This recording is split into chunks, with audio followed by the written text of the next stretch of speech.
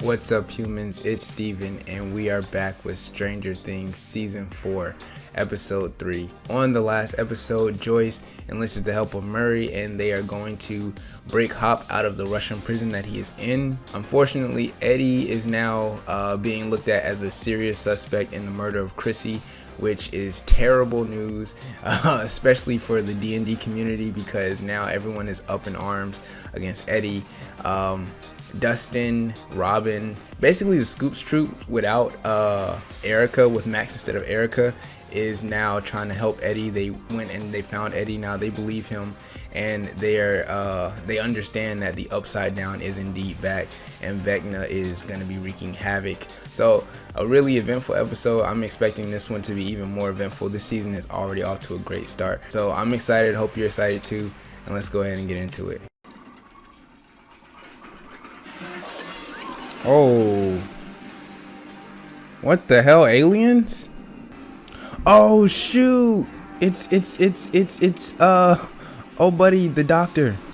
No signs of any struggle. It's as if her attacker was a ghost. Okay, at least the military doesn't think it's Eddie.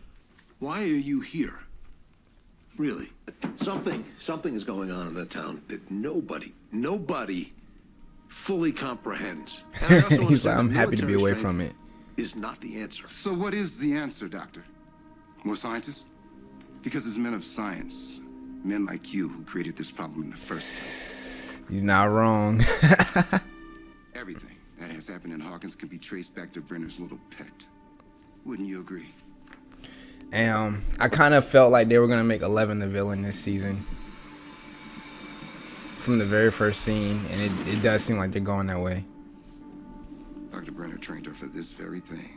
Remote assassinations. But you ever wonder why the wheels aren't wood, man? Or metal? It's so people don't get hurt when they get smashed.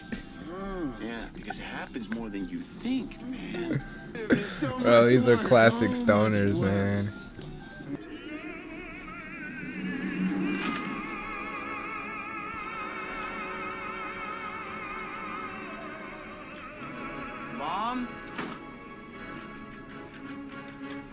Interesting use of diegetic music. You out of sight for sore eyes, huh? Hi, Murray. The kids like risotto? Yeah.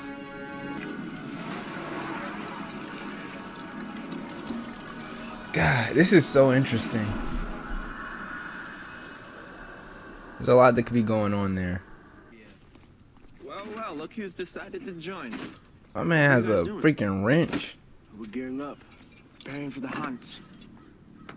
And we're not killers like Eddie. And we just want to talk to him. Dude's wearing white to a hunt. Little friendly neighborhood chat. I want to help.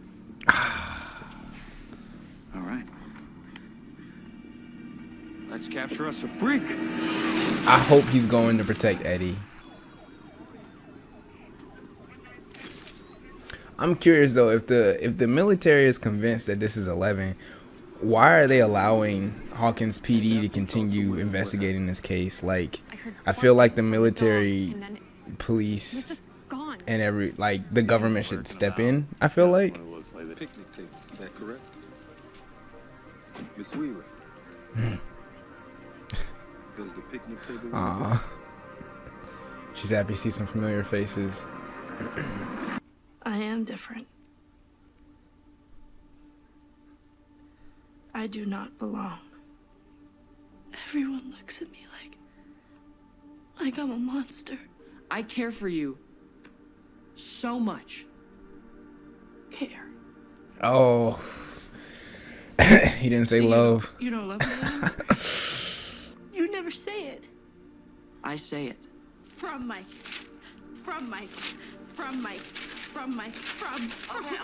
Okay, 11, you're being ridiculous. What is this? You're the most incredible person in the world.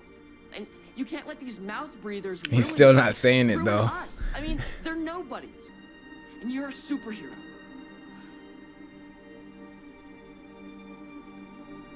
Not anymore. Damn, this is deep. Oh man, I might have a lot to talk about in the discussion. $10, says Mom. You Jane Hopper? Oh my god, it goes from bad to worse. I think I should have just told them. Are we gonna get to see Murray use karate in this season? Told who? They keep hinting at it.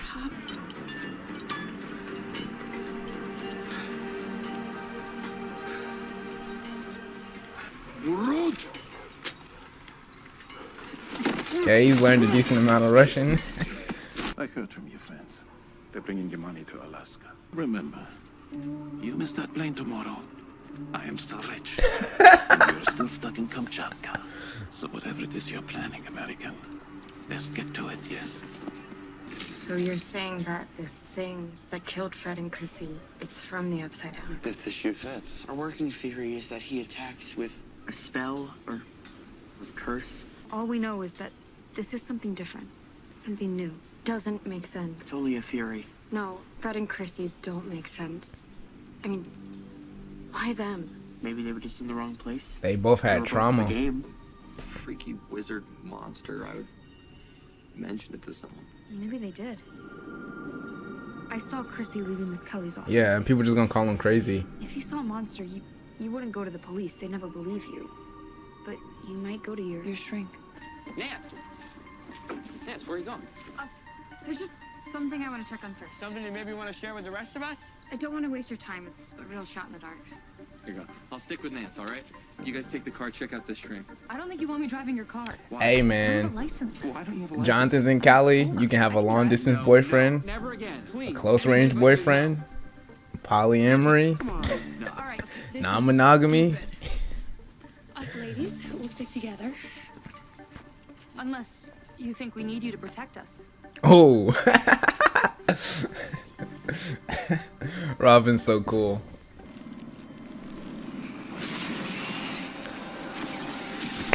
The Upside Down is seeping into this dimension. I swear. By the end of the season, he's not gonna need a gate.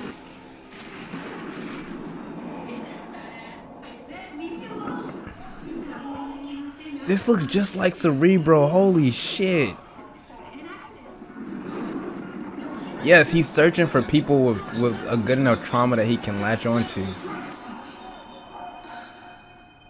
How's his bleeding, dude? This is wild, dog. I'm just trying to find Eddie, man. Well, you have eyes, don't you? He's not here. Hey! Hey! Destin Henderson! What? Destin Henderson! Ah. He was calling around looking for Eddie. Maybe he found him. Maybe he found him. See? It wasn't so hard, was it? Oh my god. Yeah, Lucas. This is a real dumb situation to be in, bruh. And that's when you struck. It's only gonna get worse.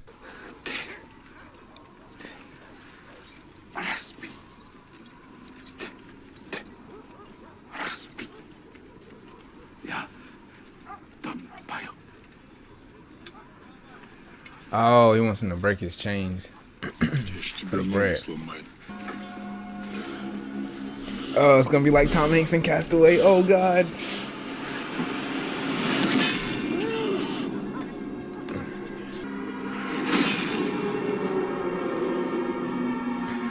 Oh, this is the worst.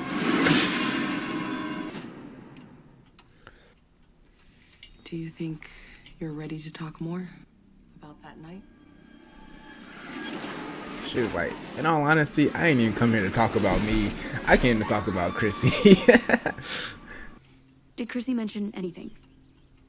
Anything about you might have done this? Max, I'm sorry. I really can't discuss this. You wouldn't want me talking to any other students about you, right? If I were dead and it would help catch the killer, then yeah. That's definitely not. Well, let's leave that up. So I don't like the fact that they started this scene with the shot of the clock. Steve, drive!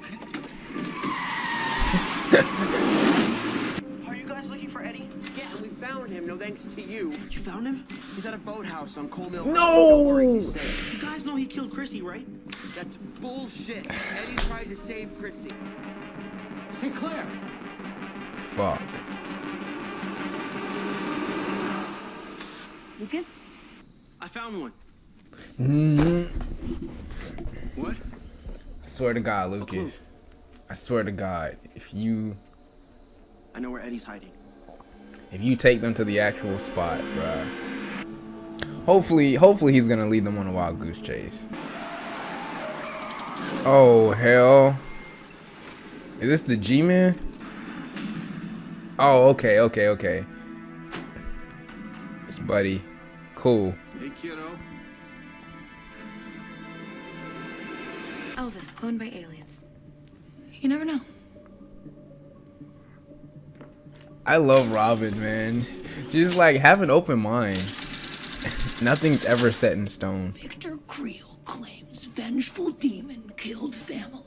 The murder that shocked a small community. Victor believed his house was haunted by an ancient demon. Victor allegedly hired a priest to exorcise the demon from his home. Pretty novel for the 50s. Exorcism wasn't even out yet. Keep going. So Victor claimed this exorcism failed, but it angered this demon, which then murdered his family, removing their eyes. An exorcism. Victor believed, what if a demon did invade Victor's home? It's just, this demon wasn't any old demon. It was Vecna. My man has been around for a minute. It's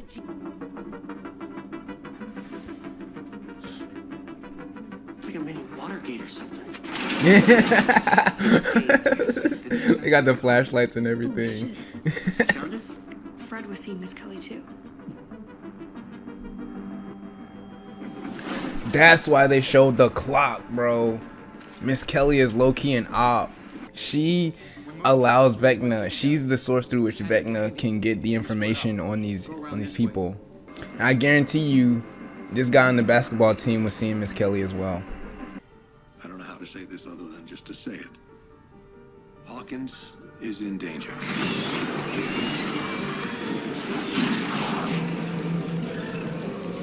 Trying to figure out where this house is that Vecna's in. This evil, it's like a virus. Oh, is it Each time it returns, it Creel's comes back house? Stronger, smarter, deadlier. A war is coming to Hawkins.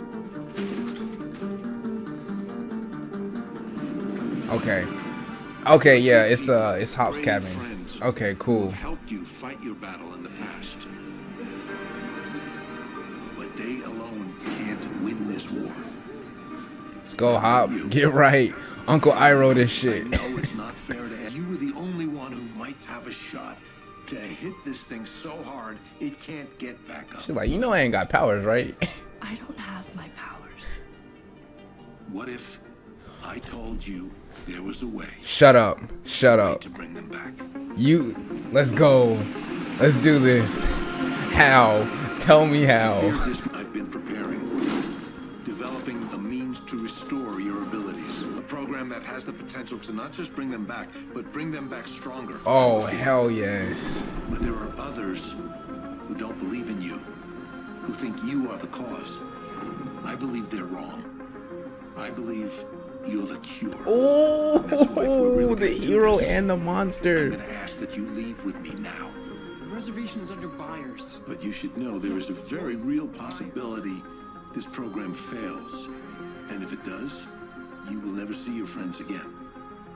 My friends in Hawkins, are they in danger? Everyone in Hawkins is in danger. You may feel you need to go to them now. But if you do, you will risk everything. It's like Luke from Star Wars. Max, I know something's wrong. Fuck. Oh, Max is a target. Damn. Oh! It's life as we know it. This is why I'm here. Because I believe you are our best hope. Our only hope. What if I'm not good? What if I'm the monster? Oh, that sandwich looks fire. No, she didn't get to try the good waffles, man. All she knows is Eggos. I was like a Belgian. Clock. You hear the clock? Oh, no. You hear the clock? No. No. Oh, I don't like this. I don't like this. Oh God, no, her time.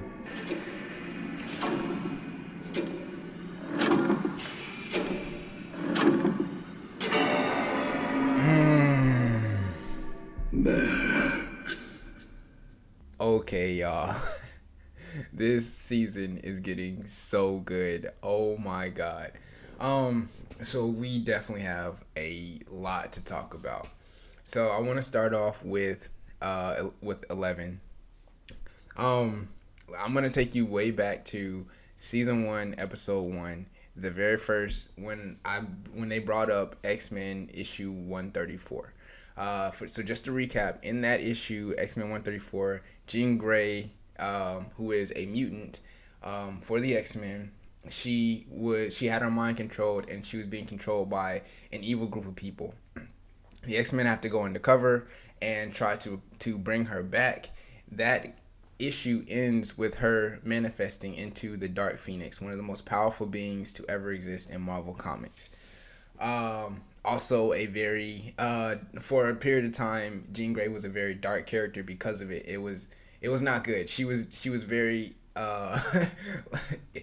evil, very monstrous, to say the least.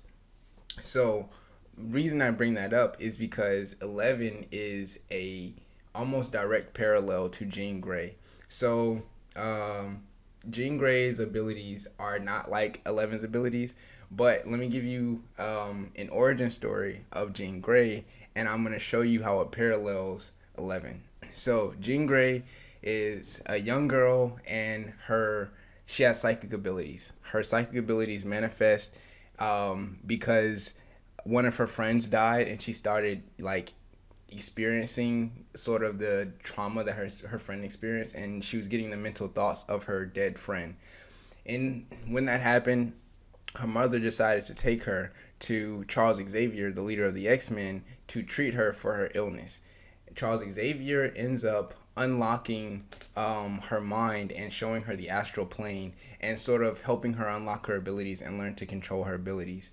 Eventually, while the X-Men are on a mission in space, Jean Grey is encountered by the Phoenix Force, which is a cosmic force that seeks out hosts and imbues its powers on the host. Now, this cosmic entity isn't necessarily good or bad. It just depends on how the entity manifests within the individual, whether that individual will become bad.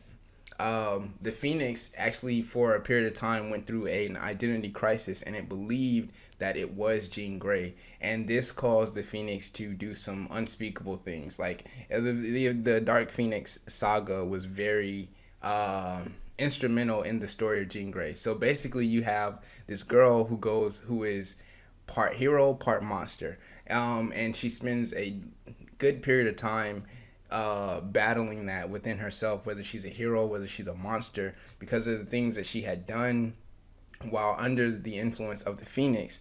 But also, you have all the people that she saved, and all the things that she did while she was just Jean Grey. So here, that parallels very closely with 11. 11 is, for the early stages of her life, she is seeing a doctor. Dr. Brenner is playing the role of Charles Xavier. In this instance, he helps her unlock her abilities. He actually inadvertently exposes her to a wide range of abilities.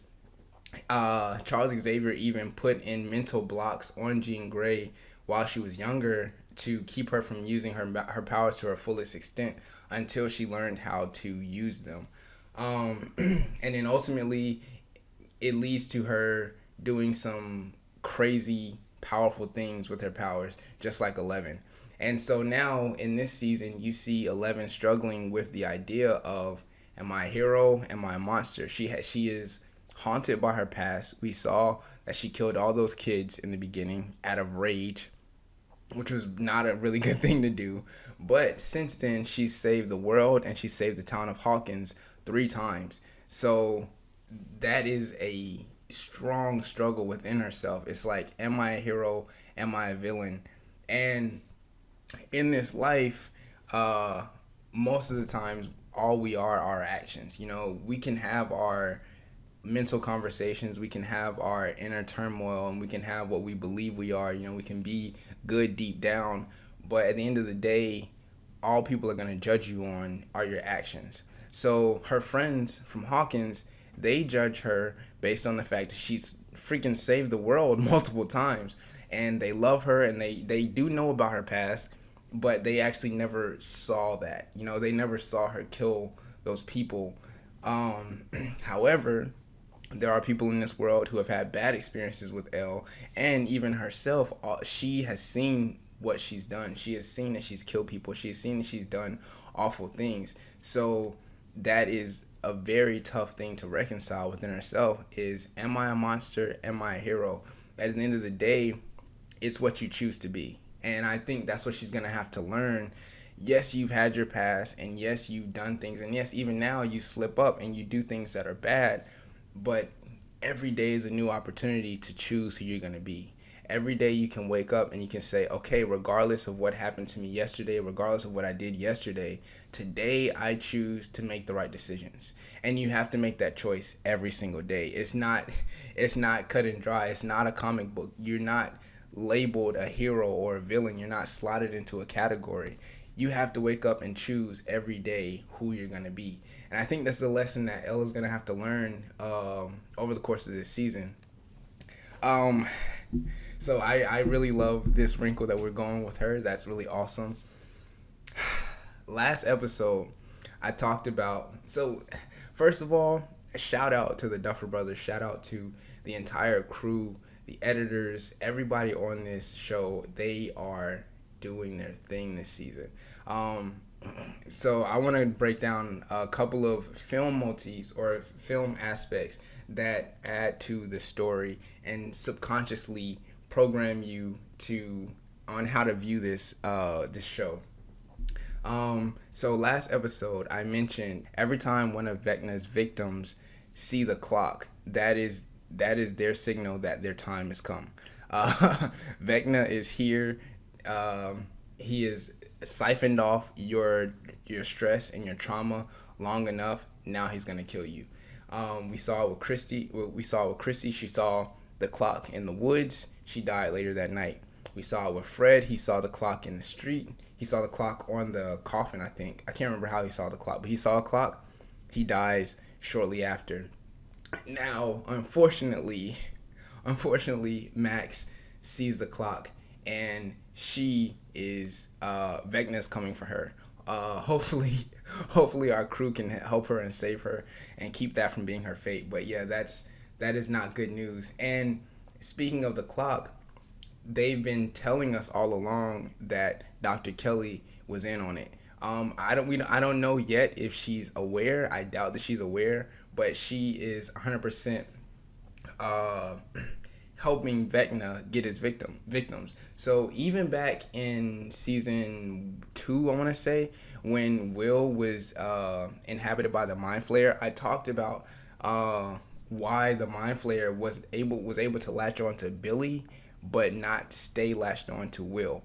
While Will does have trauma in his life and he does have bad circumstances, he at the time had a lot of love in his life. He had a lot of people loving on him, a lot of people reinforcing positivity into his life, whereas Billy did not have that. And so the Mind Flayer was able to more strongly latch on to the trauma that Billy has, the hate and the anger that Billy has. It seems like for Vecna, Vecna seems to be the final boss. Vecna seems to be the one who's been pulling the strings all along.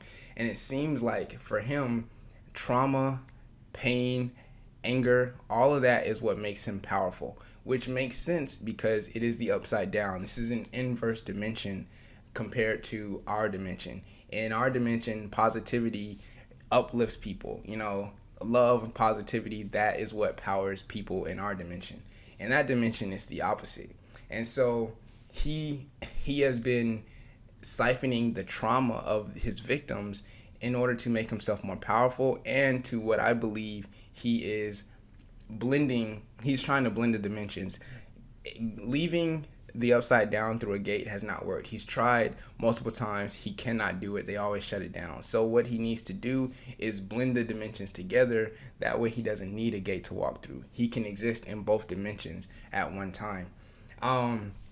And so like they've been showing us that Kelly was in on it by giving us the clock. Every time, I'm pretty sure the first time Max went to see Kelly, there was a clock in her office. They probably showed the clock, but when Max went to see her in this episode, the very first shot was of the clock. And when I saw it, I was like, I don't like the fact that they did that, because like anytime we see a clock, that means Vecna's on his way. That was the tell. The clock ticking. The time is running out. Also, the other tell that they show that Kelly was in on it, and it's also alluding to the entire film, is what they've been, is alluding to the entire season, is what they've been doing with the music. So, in film school, they taught us about diegetic and non-diegetic music.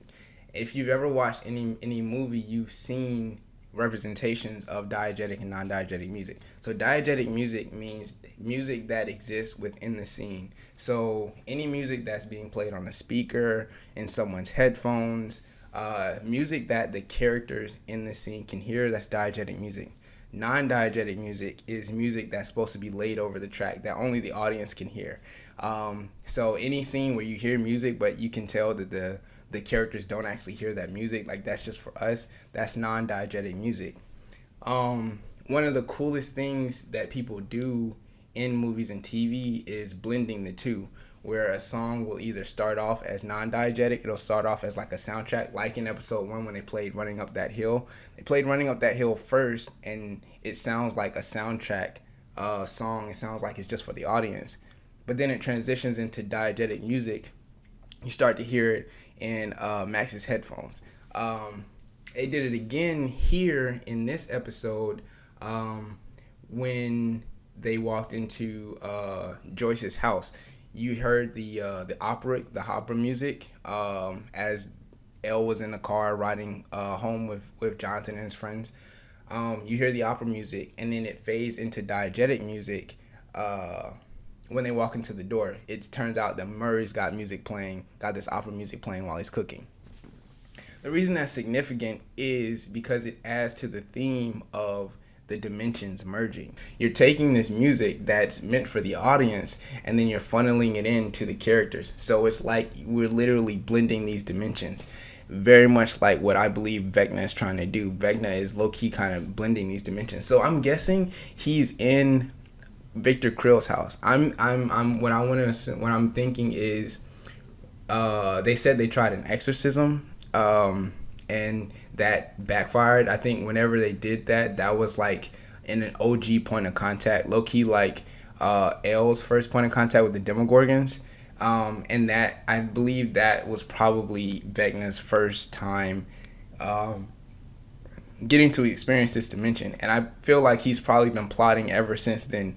He's gotten a taste of this dimension. I don't know why he wants so badly to be in this dimension, but he's gotten a taste of it. Maybe it's the power that he gets from people's trauma, but he got a taste of it, and I think he's been plotting and siphoning off the trauma of the people of Hawkins since 59, which is a long ass time. That's like almost 30 years. They're in 86 now. It's almost 30 years that he's been siphoning off the trauma of the people of Hawkins, and it seems like he's getting so powerful now that he's very close to being able to just walk into this dimension and be here and exist. And if he does, then that's awful, because he will take over everybody. Man, this is good. This is such a good show. I think once I finish this season, I'm gonna make a video talking about 11 and just her emotional struggles, because that was really heavy too. Just the scene where she's talking to Mike and she's like, "You won't even say that you love me." There's a lot of baggage there, and it's way too much to go into now, but it's so cool how they're looking into basically a person with abilities and how they are looked at by society and their loved ones. You hear it all the time from people who are famous or people who are extremely talented. It's just like sometimes it's hard for people like that because you don't know if people love you for you or if they love the idea of you. And even then, it's like Elle was like, "You never say that you love me anymore," and Mike responds with, "You're the most incredible person in the world." Like, that's not love. That's fandom. Like you are praising her. You're looking at her like a god. You know, you're not necessarily looking at her as someone on even footing. You're looking at her abilities, what she can do. You see her as some super powerful being, but you didn't say that you love her. You didn't say, you know, I love who you are. I love what you mean to me.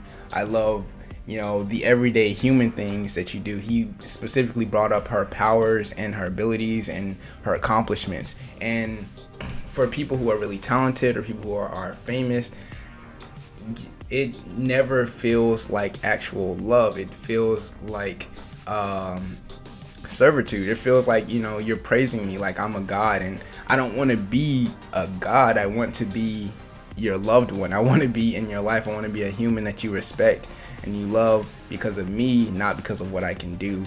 And that really does hit close to home. But man, yeah, I love this show so much, and this season is not disappointing. God damn. But yeah, that's gonna do it for today's video, guys. Thank you so much for joining me. Remember to drink some water, and again, if no one's told you today, just know that I really do love you. Peace out, everybody.